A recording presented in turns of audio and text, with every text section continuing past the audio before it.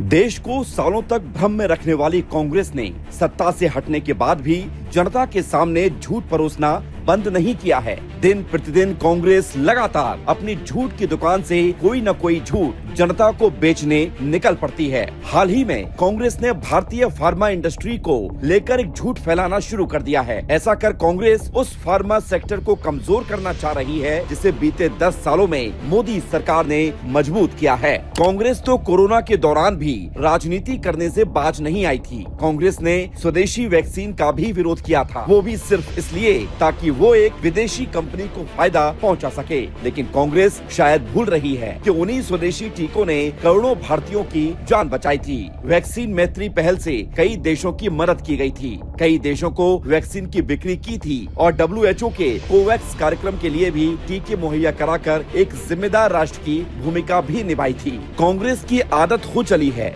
झूठ बोलो, झूठ को फैलाओ और उसे उस हद तक फैलाओ जब तक वो सच ना लगने लग जाए। यही वजह है कि कांग्रेस ने विदेशी आकाओं के कहने पर भारत के फार्मा सेक्टर पर हमला करना अब शुरू कर दिया है। कांग्रेस उतना ही करती है जितना उनके विदेशी आका उनसे करने को कहते हैं, लेकिन कांग्रेस शायद भूल रही है कि भारत का फार्मा उद्योग मात्रा के हिसाब से दुनिया का तीसरा सबसे बड़ा और उत्पादन के मूल्य के मामले में 14वां सबसे बड़ा उद्योग माना जाता है। वित्त वर्ष 2023-24 के लिए भारत का फार्मास्यूटिकल बाजार 50 बिलियन अमेरिकी डॉलर का था, जिसमें घरेलू खपत 23.5 बिलियन अमेरिकी डॉलर और निर्यात 26.5 बिलियन अमेरिकी डॉलर है। भारत के बढ़ते फार्मास्यूटिकल उद्योग को देखते हुए ये भी अनुमान लगाया जा रहा है कि फार्मा निर्यात 2030 तक 65 अरब डॉलर और 2047 तक 350 अरब डॉलर तक पहुंच सकता है। भारत के बढ़ते कद से कांग्रेस और उन्हें विदेशी फंडिंग भेजने वाले आकाओं के पेट में दर्द